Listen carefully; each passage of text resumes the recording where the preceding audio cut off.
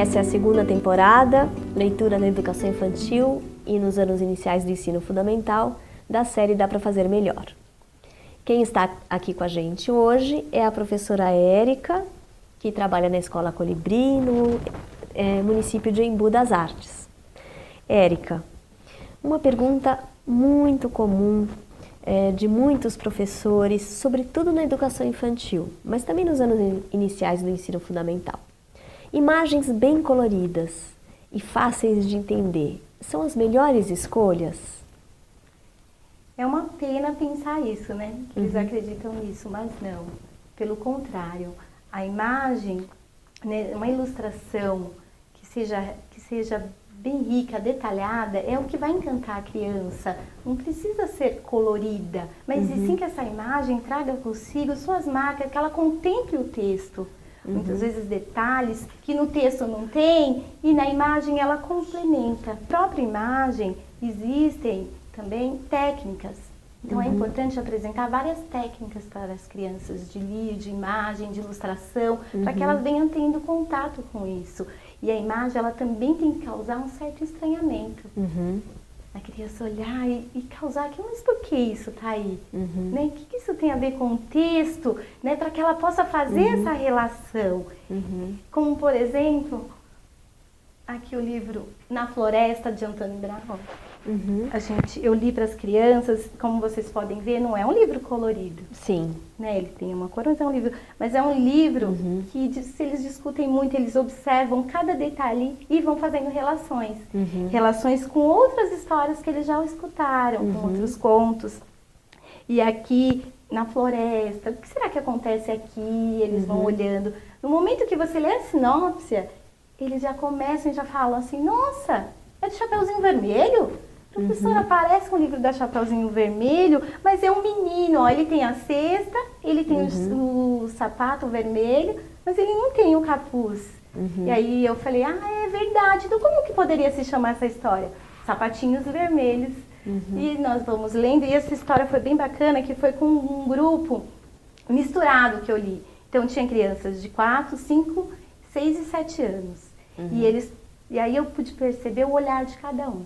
Então os maiores, eles conseguem identificar os pequenos detalhes, os menores bem atentos no que a professora está lendo, e eles também se atentam à imagem, mas aquela imagem que eles conseguem visualmente ver, como neste livro tem umas imagens bem pequenininhas, então eles precisam estar bem próximo para ver. E é um livro também de suspense. E aí eles vão fazendo relações, eles vão falando, eu também tenho medo, professora, relações com as experiências e vidas deles.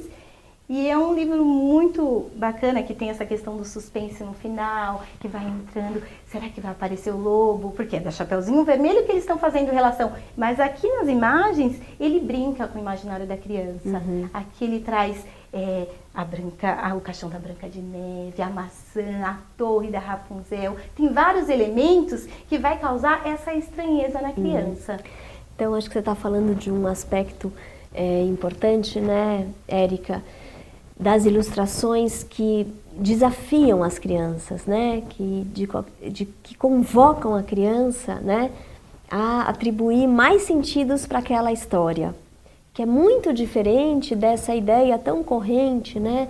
De que as ilustrações precisam ser conhecidas, precisam ser coloridas, né? Mas você está falando assim, olha, tem outros aspectos que a gente precisa considerar na ilustração, né? Essa relação com o texto, esse desafio que traz para a criança, né? Esse convite que a ilustração faz. E a criança, ela é detalhista, ela observa, né? Então não vamos desacreditar que precisa de uma imagem para complementar, né?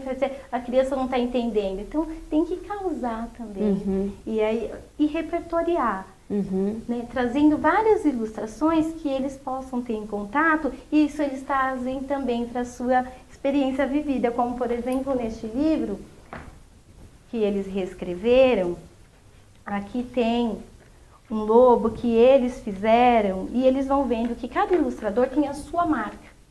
E aí aos poucos eles vão identificando o autor só de olhar na imagem, como esse lobo não é igual ao outro. Cada criança fez o seu lobo. E esse lobo, ele causa um estranhamento na hora que você olha. Porque é um lobo diferente, é grande, né? E cada um vai entendendo e vai vendo que existe um jeito de ilustrar. Ou seja, acho que você está falando também de um aspecto importante, né? Que as ilustrações, elas vão repertoriando essas crianças, elas vão trazendo outros elementos, né? Que as crianças vão incluindo nos seus próprios desenhos, né? Então a gente está formando também o repertório estético dessas crianças. Sim, ilustradores. Sabe que tem uma autora colombiana, que é a Yolanda Reis, e que ela fala uma coisa tão bonita que tem tudo a ver com o que você está falando, Érica. Ela diz assim, que os livros ilustrados, eles podem ser o primeiro museu das crianças. E eu acho que tem tudo a ver com isso que você está falando. Bacana. Né? Como vai ampliando esse repertório estético das crianças. E eles vão, né, criando, identificando e recriando. Como uma vez eu estava lendo um livro e eles pararam, essa ilustração é de massinha? Tem umas pequenas técnicas, eles começam a ter um olhar diferente. Bater o olho e falar, esse é da Eva Furnari. Nem li o título, nem falei a autora. Então eles começam a identificar também, ter um olhar crítico, não só para a escrita, mas também para a ilustração. É curioso isso que você está falando, porque eles começam a identificar também os estilos dos diferentes ilustradores, né? Que tem a ver com o que você falou também da autoria, né? Quer dizer, a gente escolher ilustrações que têm uma autoria, tem alguém que tem um trabalho ali de um autor, né? Todo um cuidado, né? Ele está ali representando muitas vezes, né? O mundo que ele conhece, o mundo como ele acredita né? E a gente não vai mostrar para as crianças todo esse cuidado. Então essa é a dica da Érica, e que é uma boa dica. Muita atenção, muito cuidado na hora de escolher as imagens, as ilustrações que estão nos livros, porque elas também vão formar o repertório estético dessas crianças. Obrigada, Érica, e até a próxima.